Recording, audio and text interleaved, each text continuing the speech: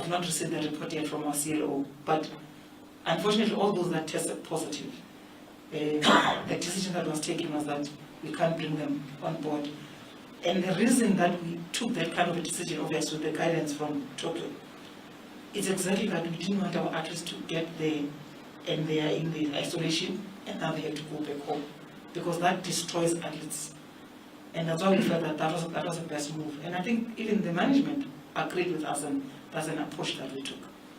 I think in terms of numbers, when you want the numbers later, we'll be able to give you once we get the report. But I must just say to you that those that tested positive while they were still at home, the decision that we took as a collective, as guided by our CLO, was that let's not, because we wouldn't want the athletes to get to the airport, they test positive, and then some of them, then they can even lose their minds, because, missing Olympic Games to some of our athletes, it's not a nice thing. And if I can just assist patients there, in terms of the playbook as well, it was clearly stated that if you get tested positive in your country, then you're not allowed to travel. Thank you. Thank you, President. Thank you, Chef. Remember that Tokyo was in a state of emergency and on hard lockdown, so the protocols from government were very, very strict. As the Chef mentioned, even the IOC had no input into that. Also be reminded that the logistics of the team delivery was enhanced by the fact that some of the athletes had to come into the village for their competition and leave immediately after that. So we had staggered arrivals and staggered departures. With that, members of the media, that's our high-level overview and debriefing on the games delivery itself. As the Chef mentioned, some of the numbers and stats and further details will be in our final briefing and closeout report. With that, President, if I can ask you to take the podium and provide the media with a broad overview in terms of performance and incentives and your general feedback on the games as the head of delegation. Thank you, President. Thanks. I don't think I was the head of delegation, I was the political head. Political head. So good morning, everybody. There are two important aspects that have surfaced over the last 2 weeks that have spread across media and also into Tokyo. And we felt it was important for us to deal with this this morning as well, before we announce the team for the para squad tomorrow on SABC.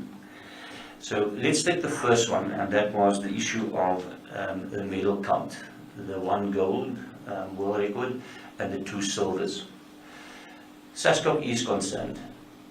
SASCOC is concerned that the medal count since London and since Rio has dropped markedly, drastically.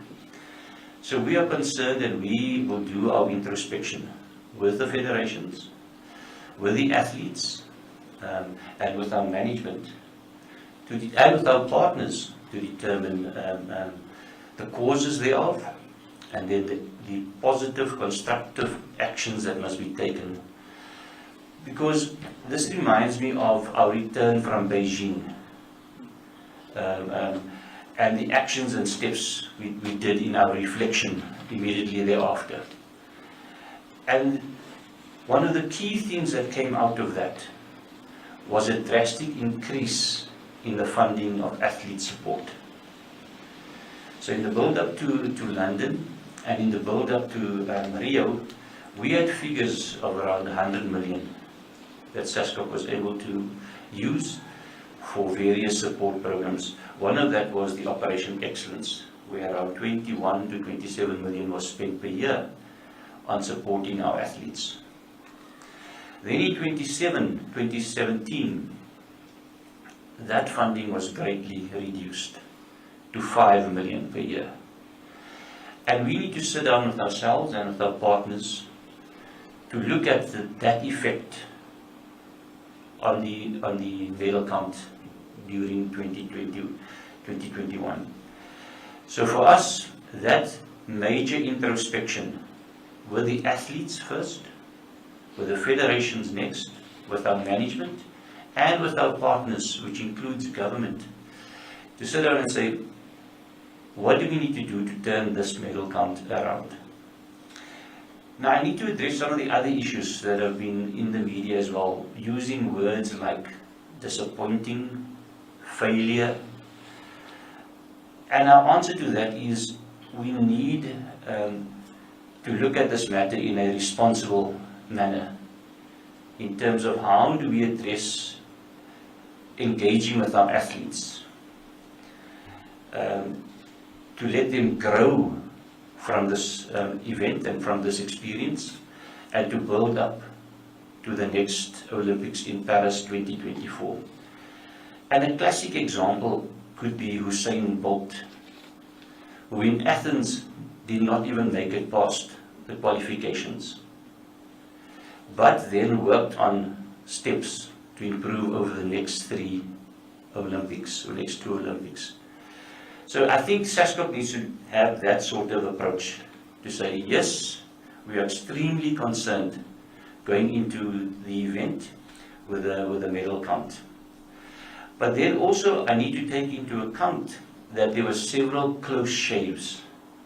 I mean, Akani finishing 4th, and the guys in the 100 relay.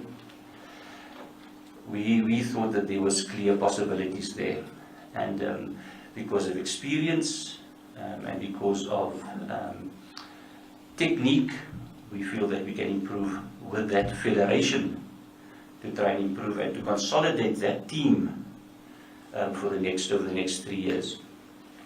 So when it comes to that, yes, we need to do our own introspection, and 2, we need to sit down with our key stakeholders to try and see how we can support our athletes better. And I must make the example also of England, where over a period of 4 years, if one looks at per capita, the amount spent on athlete support, South Africa needs to look at how that has turned into a success story for England, and how we then need to try and emulate that. We know that COVID has played a huge role in our athletes' performance, because unlike Europe, we were at the height of our COVID pandemic, and Europe, it was lessening, and they were opening up to more competition and more practice from their side. So that aspect also played a major role and impact on our athletes as well, in form of the lack of opportunity to train properly and the lack of opportunity for competition as other athletes were exposed to. So taking a host, all of those things into account, we need to do our introspection around that. Do you want to take questions on that first, or then move immediately on to the I think incentives? continue. Okay.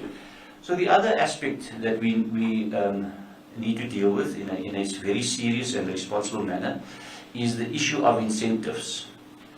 Now, we need to explain to you the miscommunication that occurred, because the storyline was that SASCOC does not support the athletes, and the message that was supposed to come across is SASCOC doesn't provide the funds.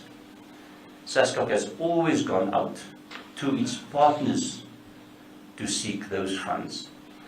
And the simple message from that was, in hindsight, very simple, yes, the athletes will be receiving incentives for their performances. So that should have been the message, the clear message that came out. And we felt that we needed to correct that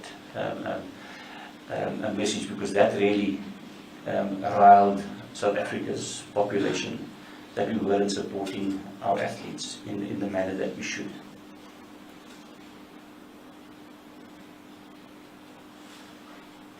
Thank you. We'll take some questions. Yes, of course. Thank you very much, President. Okay, we'll take questions, maybe 2 at a time, 3 at a time. There's a hand up in the front.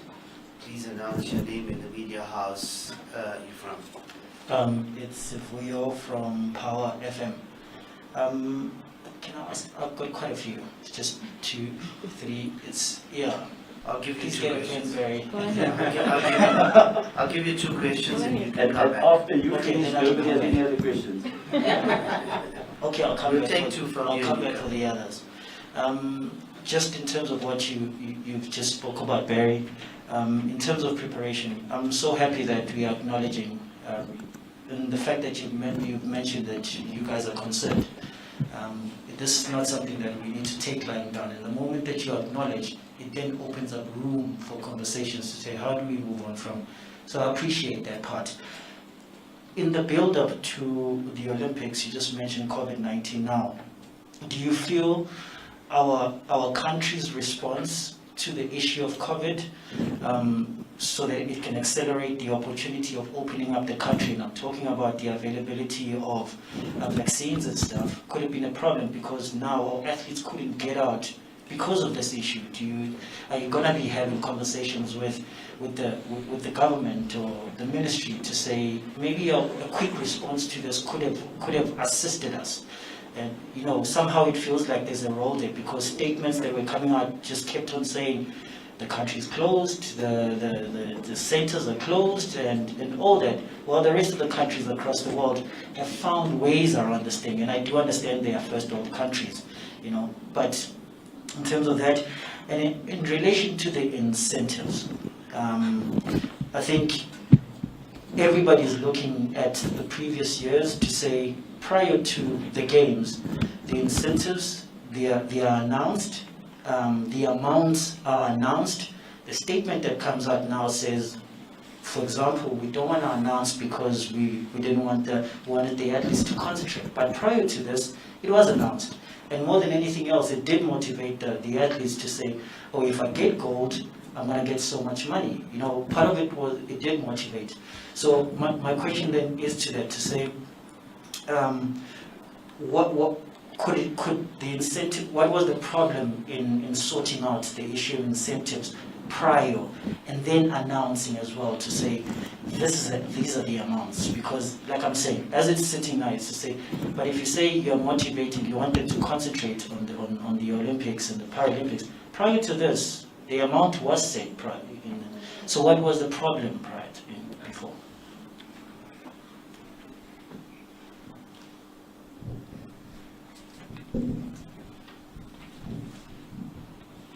We'll just respond to Voyo first. Oh, okay. No one else. So let's take the first one regarding COVID. I think South Africa as a whole were caught on the back foot with regards to COVID, and with the vaccinations. And the important thing for us is we must always remember that South Africa is on the very southern tip of Africa. And what happens in Europe in the north tends to happen more quicker than what we experience down here in terms of sport. But the relationship that we've built up with the Ministry and with the Department of Health and the Department of Sport clearly showed that there was a willingness to vaccinate our athletes, knowing full well that they were going to go to compete in Tokyo. I think you're referring to the speed of which that happened. And I think it's something that our partners and ourselves will look at, but it took us all by surprise how quickly this developed, and the effect that COVID and the various spikes in COVID had on our athletes. Because at some stages these facilities were open and travel was open, and then next everything was shut. And that clearly had an effect, serious effect on our athletes in terms of the federation's planning as well. So yes, COVID and the vaccinations, we were on the hind foot on most occasions. But thank goodness we were able to vaccinate all our athletes who went across. Just a point as well, we also assisted quite a few of the Southern African countries to vaccinate their athletes, Lesotho, Eswatini, Botswana, so that we were able to assist them also to vaccinate their athletes to go to Tokyo. And this was on their request and through government and through the IOC's requests as well. But with regards to the incentives, we have to look at a more positive approach in terms of SASCOC simply relying on outside partners to provide this funding. And we've got to set up our own trust, our own kitty, so that when it comes to the Olympics and Paralympics and the Commonwealth Games and the Africa Games, we can then say that this is our budget and this is how much we get to give our athletes from this particular budget. And I think that is where SASCOC's heading now, to become more independent. Yes, we will welcome sponsors coming in, as has been shown by the various companies that have now given incentives to our athletes. But we've also got to consider that this bonuses must cover the Paralympics as well. So it's not just the 2 current medalists that must receive money from the various companies and sponsors and the crowdfunding. That has to be also, we have to consider that the Paralympics, who historically bring in more medals, that has to apply to those athletes as well. So one of the only ways to achieve this is to try and consolidate this particular funding for incentives under one umbrella and use that solely for the purpose of athletes' incentives. The other part that I spoke of earlier was providing another entity to provide athlete support. Now, an example is Canada. They have a sports foundation with a variety of sponsors, different levels of sponsors like the IOC, where that entity's role is purely focused at supporting the athletes over the build-up, the 4 years build-up to each and every Olympics. And that is where SASCOC can be more proactive and raise those funds, and in conjunction with our partners build up that kitty. Thank you. There were some hands at the back there. Oh, sorry, we must stress, yes, thank you, Patience, that in our engagements with the Minister, and we want to thank the Minister, he has committed to the incentives for our athletes, not only for the Olympics, but the Paralympics athletes as well, and their coaches. Thank you, President. 2 more questions. There's one there. Khotsosello, News from Africa. My first one is in terms of going forward. Will we be looking to work a little bit more closely with universities, because they produce probably the bulk of Team South Africa? I mean, Coach Rocco Meering said that high performance is a moving target. You know, so will we be looking to use these institutes that have high performance centers and you know, incorporate sports medicine, you know, in helping our athletes become elite performers? And you know, we've got Pretoria High Performance Center. We've got one there in Potchefstroom. I think Bloem as well, and I think in Stellenbosch. So will that be a conversation that will be had? Thank you. There was one more question, was there?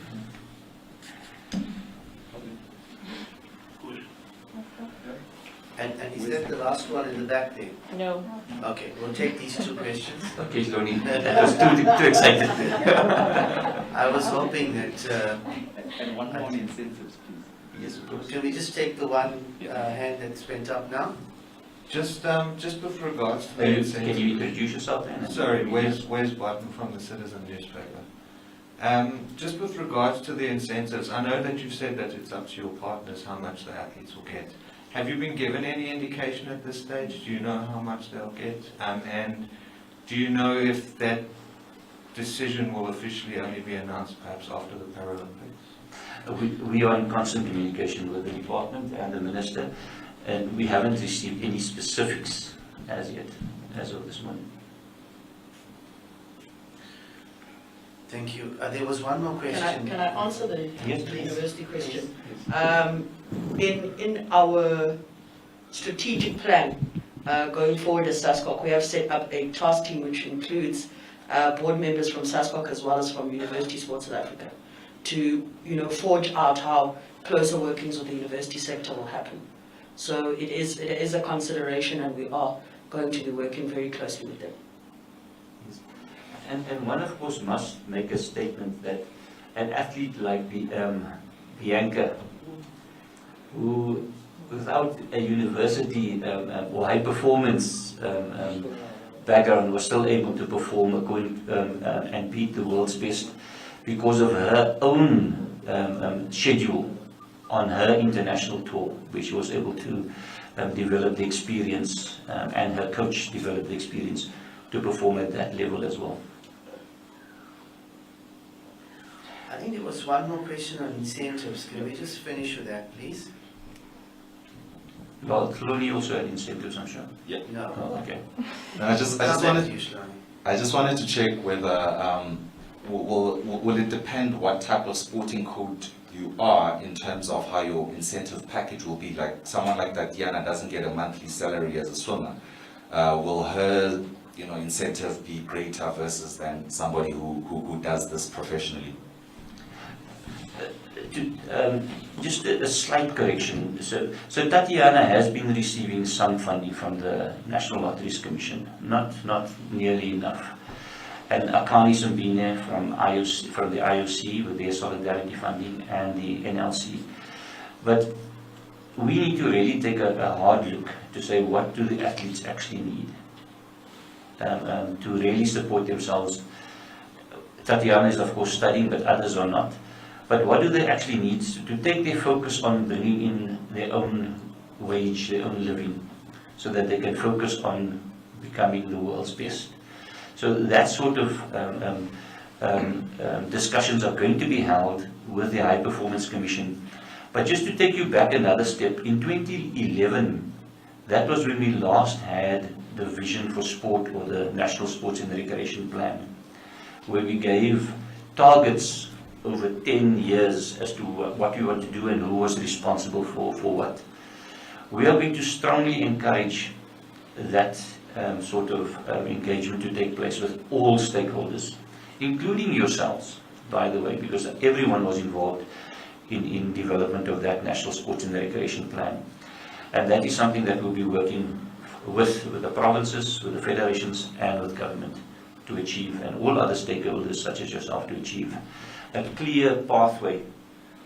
Paris is almost too close, but what happens after Paris as well? I think if I can add as well, the incentives are medal-based, not sport code-based. Thank you, Vice President. Can I just get a show of hands how many more questions so that we can group them? 1, 2, 3. Okay, we'll take that 3 questions as a group. Thank you. So I've been doing this for a while. Athens was my first Olympics in 2004, and we had exactly the same conversations after that. So I guess my question is, how is it going to be different this time? And you talked about partners. Have they signed up for the full 3 years until the next Olympics, or is it going to peter out along the way, as it usually does, about a year or two before the next games? So yeah, how is it going to be different for athletes? And then the next one, going a bit further away from that, is the selection policy going to stay the same with qualifying through Africa, and are you going to keep those opportunities the same for sports like water polo and hockey? Thanks.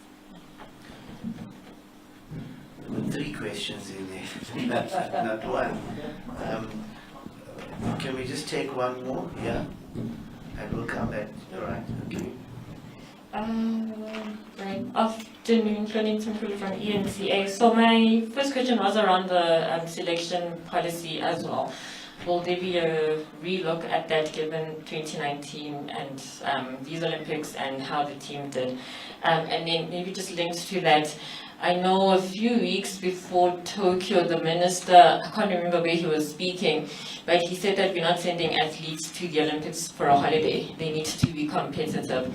And given the return of only 3 medals, like what's the plan? I know it's a little bit separate from the department, but for SASCOC, will there be an engagement with the Minister about that?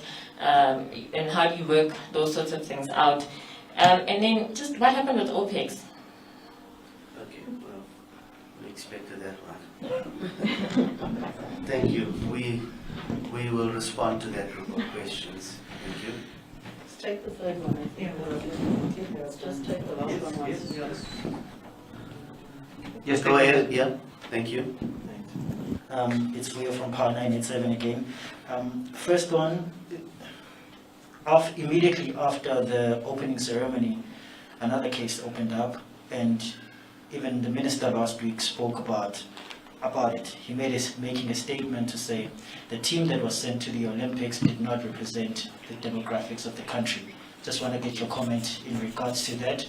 Are you going to be, I guess, is that part of the agenda as well with the ministry? And then two, I just want to get a clear idea of what happened with weight regarding the 4x400, because I think when you go to games or showpieces like this, you need the seniors, for example, to sort of step up. And most of South Africans were waiting for him to sort of lead the pack of Life, Tapelo, and the guys. And for him not to pitch up at that time, it just felt like, okay, here's a disappointment from his race, but then he now ditches the guys, you know? And you want a guy like a Wade van Niekerk, like I said, to go up and sort of lead, you know, as a senior guy. And that was another thing that felt disappointing to many of South Africans. Maybe I might have missed the reasoning behind it, but what was the reason for somebody of that magnitude, or senior magnitude, to sort of, like I use the word, ditch the guys for the 4x400? Okay, let's start with the first one, and that is our partners. All the current partners that we've signed up with, Mr. Price, Veldskoen, Planet Fitness, Cryolan, Oakley, have looked at a long-term partnership. In fact, the Mr. Price partnership, this beautiful attire, which the athletes loved, by the way, and designed, by the way, themselves, that partnership is over until Paris 2024. And you can correct me if I'm wrong, Mr. No, correct. Yes. And the same applies to all of them. So we have this long-term relationship. And let me just speak on that very briefly as well.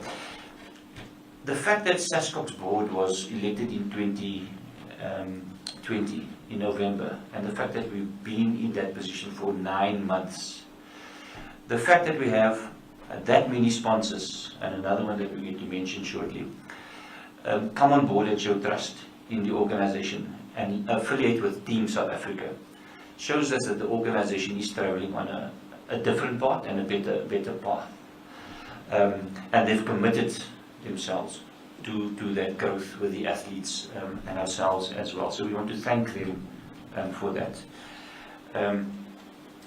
Why are we different now? And I've just alluded to that. We've got a young set of young, vibrant board members who are working as a unit and a single entity with a clear common vision, with independent persons on board as well that are advising us in the field of finance and legal.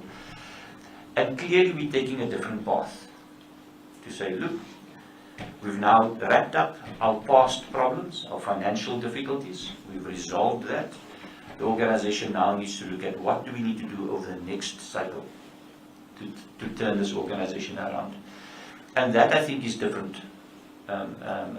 in the sense that we have this new, young, dynamic group of people wanting to lead the organization, working very closely with the Athletes Commission, and I need to stress this. It's the very first time that we've actually formed an Athletes Commission, and we listen to the voice of this independent body who serves on our board as well. So those are the different things that are starting to happen within South African sport and within SASCOC.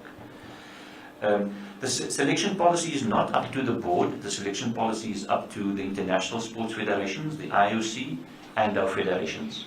So they set the tone of the policies, and until they tell us that the policy is going to change, the policy will remain. Now let's take a fantastic example of the men's hockey. If the policy did not change, Bianca and the men's hockey would never have been given the opportunity to play against the world's best and compete against the world's best. And look what happened with Bianca. She was ranked 17th, but was able to go because of the current policy, and then achieved silver. The men's hockey were able to reach the top 10 in the world, beat Germany, square with Canada. So it shows that experience and that competition at that level, they were able to elevate their world rankings. And then of course, several people had personal bests, and some of them of course won world records for the first time competing on that stage as well, and 2 Olympic records. So that policy will be determined by SASCOC's General Assembly. But for now, none of them have complained about it at this stage. Holiday to the Olympics? No. Every athlete that went there wanted to win gold. They went there, no one had a party. And here the chef de mission can vouch for that. I think South Africa, who stayed next to the Australians, were very serious about their competitions. Even those that were working really hard, like the women's hockey and the water polo. One must remember that this is the first time that they're at that platform, these young teams performing against the world's best. They can only learn and they can only grow. And that is why SASCOC is behind them 100% of the way. No one went on a holiday. And in fact, unlike previous Olympics, the moment you finished, you had to go. So you were just there for the competition. No holidays. Our engagement with the Minister is vital. It's critical that we create this partnership, this common understanding about the way forward, but also to make sure that when we speak with one voice, and that is South Africa's sporting voice. And we are engaging with the Minister to improve our relations, but also to work towards a better sporting environment and system for South Africa. The Opex, Mr. Governor, that is yours. That is an administrative matter. Yes, Shirley. Thank you very much. I think that the President has emphasized the need for investment in our athletes, and we can see the correlation of investing in athletes as related to their performance. Prior to 2017, in other words, for the 2012 Olympics in London and the 2016 in Rio, we had an increased allocation from our benefactors, that particularly the National Lotteries Commission, of just on 100 million. And we were able to invest that in our athletes through the Opex program, which roughly cost about 3 million rand a month. And in 2017, that funding was stopped for reasons that are not necessarily related to SASCOC as being a bad investment, but the national lotteries also changed their allocation criteria, and unfortunately that affected the inflows into SASCOC for purposes of running the Opex program. And we had to significantly cut the investment in our athletes through the Operational Excellence Program. We carried it for another year and a half at about 1 million rand a month, but could not sustain it any longer given the depleted funding that we were receiving. We hope to correct that now that the organization is financially stable, and we've dealt with some of the legacy issues that needed to be addressed, and together with the renewed confidence in the administration of SASCOC and the leadership of SASCOC, as evident by the sponsors and other investors, we believe, and of course with the engagement with government, we believe that is a priority for us, and we believe that we are going to be successful in resurrecting that Opex program and ensuring that our athletes receive the investment required. I just want to add to that, with the current structures set up with all the commissions, we are also more deeply looking at solidarity funding from the IOC. While we were in Tokyo, there was no holiday. The President and I worked very hard, engaging and networking with the IOC and the various departments within the IOC, even with the BRICS cities, to see if we can form partnerships, and with our neighbors in Region 6, the 10 countries around us. And all of them have indicated that we need to make best opportunity of funding opportunities for our athletes. Thank you. I'll rest there. Just to add on to that, the Opex program will remain a key program for the development of athletes. We now need to look at the funding, to get that funding in, to make sure that we resurrect that program. Thank you. I think we will rest there. No. You got two more? Yes, the one that deals with demographics, which is a nationally important one. So let's look at the demographics. And sometimes the word demographics is used incorrectly. So in terms of ticking off the boxes, if one looks at gender, SASCOC is doing extremely well, and our teams are doing extremely well in terms of gender based on the IOC's criteria. The issue is the issue of color or race, and the amount of people of color in our teams. Now every year we sign off a contract that the federation sign with the department, where they will adhere to the transformation criteria and transformation targets. So SASCOC works within that. So the transformation targets are set between the federations and government. SASCOC views this as an extremely important component of changing South Africa, where the people that represent us at the national level represent the South African populace. But one must take a huge step back as well. If we simply focus on putting players of color into teams without taking into account how we transform our school system and our school sport, our community sports system with its clubs and with its facilities, working with those entities such as local municipalities, creating the stepping stone platform to universities, from local to regional to provincial to national to international level, that system must be applied as well. So we cannot take the context of changing civil society and thinking that we can just place athletes into teams without the fundamental foundations being created as well. So it's a long-term process which SASCOC is geared towards achieving, but we need that fundamental changes where our reservoir of athletes in schools and clubs needs to be developed, and the only way that can be done is if there's physical activity in schools, if there's common programs, sports program in schools and regular programs in schools, and the support of clubs and federations at the various levels. And that is sort of our target in the long run. But yes, it is again a concern that when we go out there, that the athletes seem to portray a lopsided color scheme for South Africa. But just in hindsight as well, that photo that everybody showed on just remember, the men's rugby wasn't included in that. The men's football was not included in that. It was the opening ceremony, and it was only those people who thought they could go, who wanted to go, and who were not in competition the next day as well. And that's something we will learn as a team as well. When you take that group photo, just be sure what South Africa is going to see and what you put out there.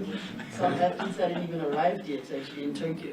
Yes, so please be aware of that, and we've learned from that one. Patience, I don't want to use the words ditch, and I think there we rely as a unit on our federations and their coaches' advice as well. But Patience, you want to? Yeah, no, I just wanted to refer the media to our spokesperson's policy. On technical issues, we can't comment because who participates in the teams, it's not us, it's their coach. So the issue about weight not being part of the 4x4, my plea is that I think we need to touch base with Athletics South Africa around that area. Because obvious technical aspects we don't get involved. We just make sure that we inform them that they should do as what is expected of them to do, so that tomorrow they don't change things and say SASCOC said. Because you must remember that we on the technical issues, it's not us, it's the NS themselves that do that. So I don't think it's proper press for us to respond to that, except that it must be referred to athletics for them to give them that analysis in terms of what was the reason that they didn't have weight in that team. Correct. Thank you. Ravi, we have a new person as well. Yes. Let's give the citizen a chance. If you just give in your name. Thanks, Mr. Governor. It's Musibu Diwatili, I'm from the Top Runner. I'm from the Top Runner. And my questions are for the two of you and Mr. Hendricks as well. A bit of a sticky question, but I think it refers to what those patients was talking about, referring the technical matters to the federations. And in large part, the federations are responsible for developing athletes through as they come. Yet when a team goes to represent South Africa, we look at SASCOC. Do you think it's fair for SASCOC to have to carry the blame for perhaps a non-representative Olympic team? And if not, because at one stage it was a discussion, and given that there's a new energetic board, would SASCOC like to get more involved in development, specifically the affairs of individual federations? Because there was a time when there was a suggestion that we must relook at the way our federations are run and the way that SASCOC oversees that during Mbalula's time. So that's my question for you, Mr. Hendricks. And the second part of that question is what is your success criteria for an Olympic Games? Is it medals? Is it representativity? Is it athletes reaching finals? What for you says this has been a successful Olympics? And then the last question is for Ravi. In developing athletes and trying to get a more representative Olympic team, we mentioned Opex, and if I look at the junior multi-sport teams that represent South Africa, wherever at the Junior Olympics and so forth, or regional 5 games and stuff, they are a lot more representative than the Olympic team, than the senior teams. Is there a gap we're missing somewhere there in terms of Opex funding? Do I, as a professional athlete who's running the Diamond League, need money more than a junior athlete who's trying to get into university and hasn't got a bursary? Is there some way we can look at allocation of that Opex? Because sometimes my personal opinion is that it's a waste for someone who's earning millions to be on Opex, and someone who hasn't got a university bursary, not on Opex, ends up quitting the sport, and then we complain that we don't have enough blacks. So those are my questions. Thank you very much. Shani will take yours, and then I think we might be done with the questions. So I just want to check, are there going to be one-on-ones after this, or are we done? Is there any question you want to ask I the do team have here? questions, but I just want to know, will there be, because then I can skip asking. Yeah. We'll have a one-on-one afterwards. Okay. Yeah, I have a one-on-one question, but just in terms of Opex again, I know it's been an ongoing conversation, and you've just said now that you're going to resurrect it, but just in terms of the timeline, is there a date, given that the Commonwealth Games, for example, are coming up soon? And then we've mentioned Team GB and the money that has been pumped into them. And when you look at that medal table and the economies of those countries, we can't compare, right? But yeah, are we setting ourselves up for failure with the expectations that we have, and should we just accept that realistically we're not not as good as, but we can't do as well as we think we can.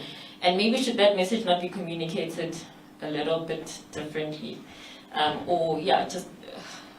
It just seems there's a bit of a disconnect between how much money there is in South Africa versus what the expectations are, and I'm not sure where that disconnect is. Sure. Can I just take that last question before I lose it? That has so many facets to it. If you simply take the examples of Bianca and Tatiana, where the amount of money invested in them and the results that they delivered are also skewed if one works on the argument that we need huge amounts of money to produce a champion.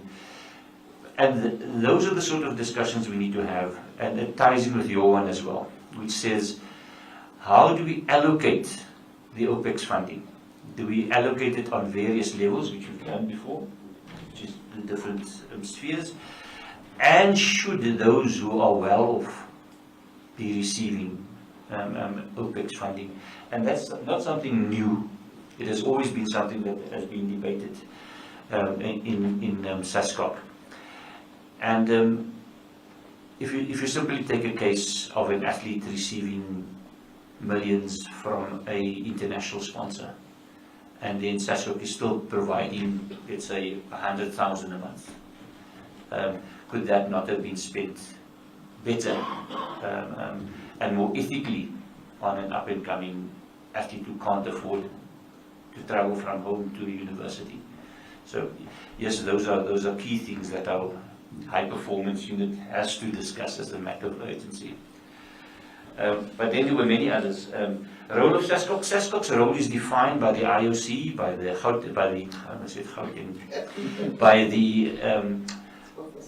Sports and Recreation Act, by the National Sports and Recreation Plan, but then also our international members, the IOC Charter, the Commonwealth Games Federation, and the International Paralympics Committee. They all give us our mandate in which we must perform. And then, of course, we have our own constitution, which says this is the roles and objectives of SASCOC, and we've got to abide by that first. And that is determined by our members, looking at the dynamics of the country and what we must be doing. For example, the 50% women allocation, we incorporated that last November because the need for a resurgence of the role and importance of women was critical. So that to not only establish a professionalism of women running sport as national persons, but also to develop the young girls coming up as role models in the sport as well. So the role of SASCOC is always determined by those constraints, okay? And that is the environment in which we work. The success indicators, very interesting enough, and the question you asked was success indicators for Olympics. The very first article or objective of the IOC's Vision 2020+5, which is their new strategic plan. The very first thing speaks about universality, not about winning medals or creating champions. It's about a number of countries and athletes that actually participate in the Olympics. So that is their very first criteria. And that is why we as SASCOC and our members said this is the criteria for selection. If you abide by your international federations and the IOC and our own criteria for selection, send these athletes, give them the experience that they represent South Africa. So that is our first, based on the IOC and our own constitution, that is based on the IOC. But then, of course, we want to create champions. What's the use of having a high-performance program without creating international champions? But then also national champions. So there we've sent this men's hockey team who were not ranked in the world's top 10, but now find themselves in the world's top 10. We have Gerde in the marathon, finishing in the top 15. Now, those sort of examples of how people have excelled based on the fact that we didn't only consider them being ranked at a specific position in the world, but came out being champions and representing South Africa well. Allocation of OPEX, that is something that is always dynamic and that we have to consider year in, year out, based on the dynamics of the country, as well as our available funding. So that is always something that we have to consider. Thanks. If I can add. Of course. I think to Tony's question as well, the discussion around liaising and looking and being comparative with other people's frameworks and their funding principles is about how to guide intention. You know, we're not saying we're going to be able to compete dollar to dollar, pound to pound, rand to rand, not at all. But what are the principles around those systems and how they are working and assisting? I come from a sports code where GB shocked all of us. You know, it wasn't a thing before, and now all of a sudden there's money injected. 2016 they're winning, you know, a hockey gold medal. They weren't doing that, you know, historically. So we have to look at the principles around it. We're not going to match it pound per pound, but the principle is important. And the principle in itself as well around OPEX, for example, has to be discussed. You know, it is also, I think sometimes we do focus on the rands and cents, but if we're not moving on a academic platform of understanding exactly what our principles and processes are, then we're not going to get the rands and cents right. All right, so I think it is quite exciting for us at the HP Commission, the membership, are having these discussions around selection, around, you know, how we should be, and, you know, what principles we should be looking at.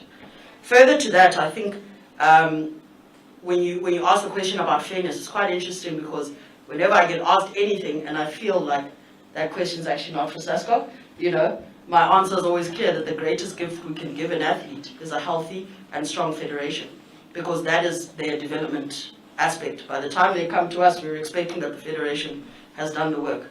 So as much as we are an Olympic committee and a high performance body, and you know, we are also the controlling body of sport in the country, and we have to never try and abandon our federations. We have to provide assistance where we can, even if it means sitting down and reworking on the principles of federations. You know, we might not give you money, we might not be funders, we might not, but perhaps we need to sit down and say, you know, so-and-so code, let's rethink of these things and give the support that we need to give them as members of SASCOC. So I think it is definitely unfair sometimes, but it is our job as well to do that educating. Yeah, on that education point in academic, if I may, I mean, the numbers tell us that the most successful sporting codes in the Olympics, historically since readmission, are swimming and athletics, which were tied in terms of the number of medals until this very Olympics, where swimming got 2 and athletics got none. Would there ever be a time when you would think of prioritizing, I'm talking now in terms of high performance, as you were alluding to the numbers, prioritize certain codes above others, where you say, okay, we feel we've got a best chance of whatever, medals or finals or whatever in this sport, let's pump a little bit more money in this sport, and then the others will be about what Mr. Hendricks is talking about, universality and participation. But for swimming and athletics, we want to win medals, and the others can, you know, go and try their best. Would there ever be something like that, and what do the numbers say about that? I think that again is also a strategic discussion that you have to have with your membership. You know, a lot of our policy-driven discussions are always taken at our General Assembly. As we sit right now, as Mr. Hendricks stated, our strategies are our strategies and the policies are the policies until such a time as you can. And we need to finish Tokyo. Tokyo is not finished. You know, Tokyo finishes on the 5th of September. And once we finish Tokyo, as a organization, members, leadership, management, you know, everybody has to come together, and we need to kind of dissect and make those policy decisions that have to happen. Thank you. Yes, and use the examples of those other countries where they have also prioritized their funding, where they know that these teams are now performing at their peak, or those codes are performing at their peak, and they give them more funding. So that you cannot run away from that. These are they have a higher potential for success. Yeah. Thank you very much. Look, we always welcome dialogue with the media so that we will share with you proper information, and then you responsibly report on that information. So as the first Vice President said, Tokyo is not over. We're still delivering on Tokyo. And I want to remind you that tomorrow, 14th August, Saturday, at 2 o'clock on SABC 2 Sports Arena. We will be formally announcing the para team that will be going to Tokyo in the codes of archery, athletics, cycling, equestrian, table tennis, tennis and swimming. So please make a note of that and lock into that. We would like to end today's dialogue with you. We'll pick it up again after the 5th of September. Thank you, President, First Vice President and COO. Thank you very much. Thank you to the members of the media for turning up. And let's root for Team SA in the Paralympics. Thank you very much. I'm Ravi Governor. Thank you. Thank you. Thank you. It's not personal.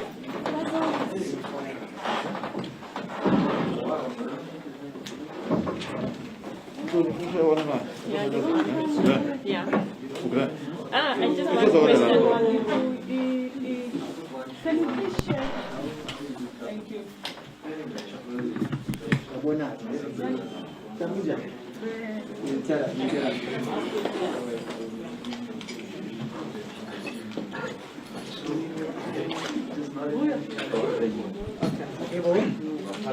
Stand outside.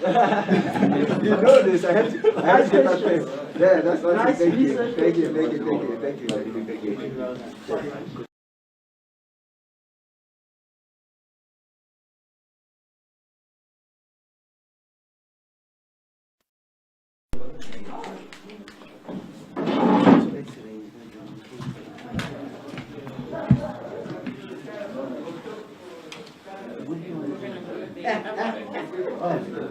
Sorry about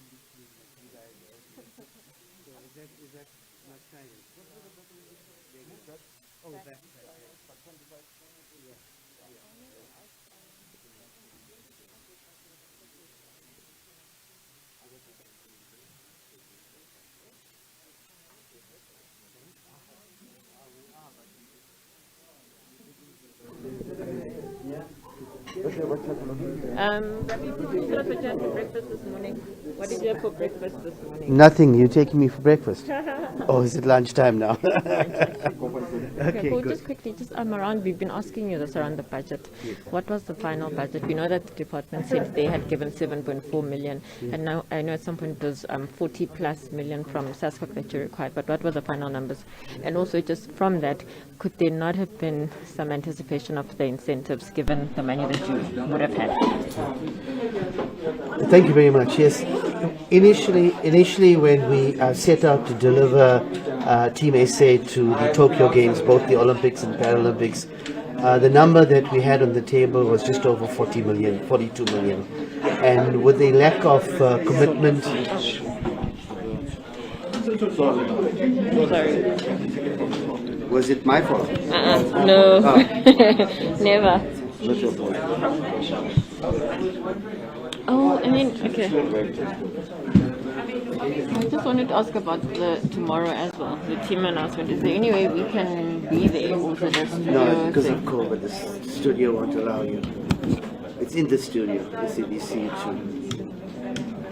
Okay. So is it like an in-studio like they would normally do their shows? Yes. Okay. You will move to another sport or something. It's right. Yeah, must I repeat the question? That's fine. When we started planning for the Tokyo Games, both the Olympics and Paralympics, the budget that we drafted was just on 40 million.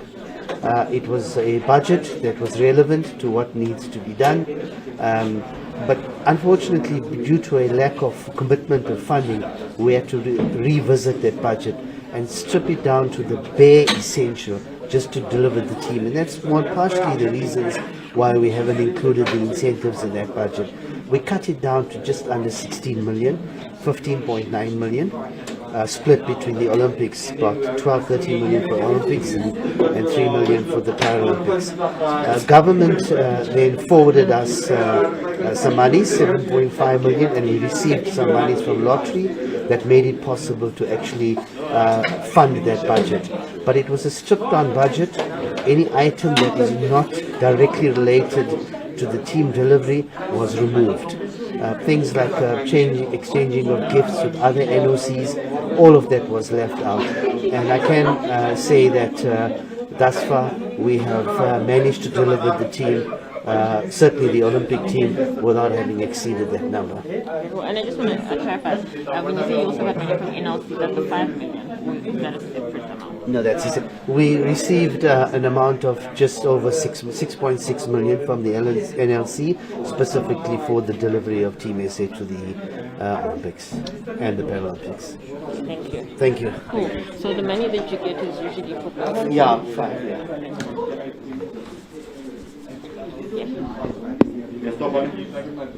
Yeah.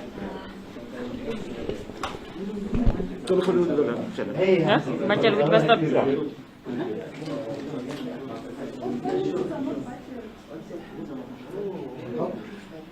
Yes, of course.